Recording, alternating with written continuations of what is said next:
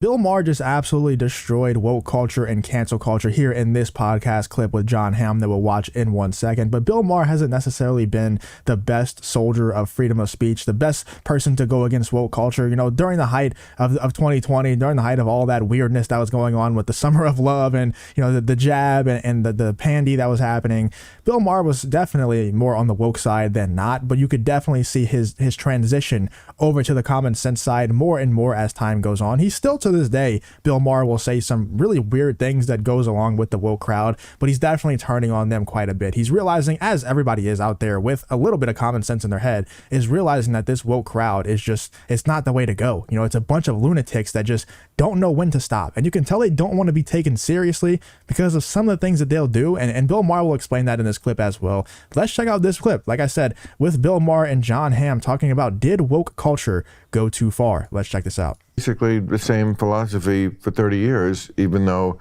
the politics changes, so my audience sometimes changes. I mean, I've lost a fair number of this, what I would call the super woke, and it's good. Don't let the door hit you in the ass. You were no fun to begin with. You have a terrible sense of humor. Yeah.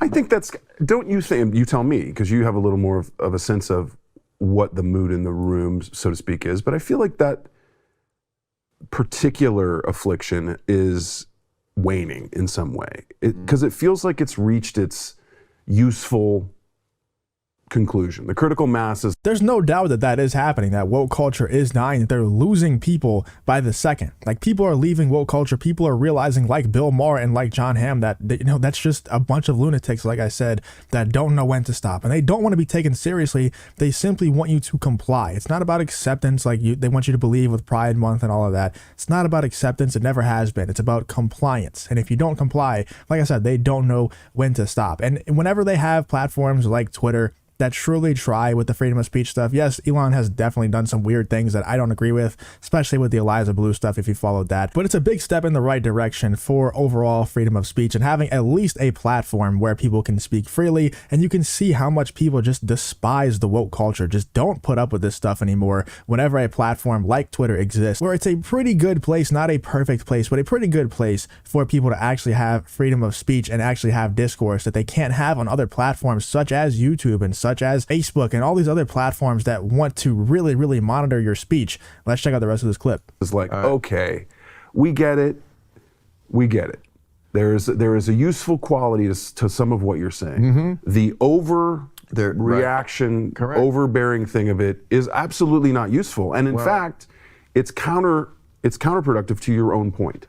You're shooting yourself in the foot and then wondering why you walk with a limp. I mean, this is certainly the message I've been putting out there. Whether it's actually happening, the backlash, this is something that comes up. It's so funny you say this. This comes up so often lately. Somebody says this exact thing to me. People I very much respect, and they may be right, and I'm hopeful about that. But there's this idea, oh, we're seeing the backlash. I gave out this award a few, oh gosh, and we've been on strike for almost a month. I guess it was over a month ago, called the Cojones Awards. We invented this thing to give people awards for standing up to cancel culture. It was literally a brass ball thing.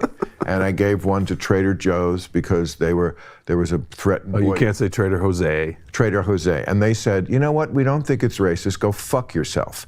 We think it's funny. So they got one. And by the way, it is. And it is. It just is. So, I mean... And John Hamm was talking about how they're shooting themselves in the foot and wondering why they're walking with a limp. And I just want to bring up one quick example that exemplifies that perfectly. It's with the pride marches, the drag marches, whatever they're called now, where they were saying, we're here, we're queer, we're coming for your children.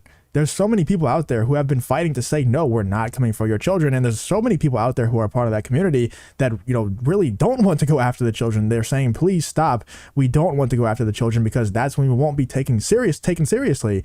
And then they have pride marches and drag marches out there saying, we're here, we're queer, we're coming for your children. And that just shows you that the really woke crowd does not care about being taken seriously. They don't care about your acceptance. They only care about your compliance. And they, like I said, don't care about being taken seriously at all. And like John Hamm puts it, they shoot themselves in the foot and wonder why they're walking with a limp.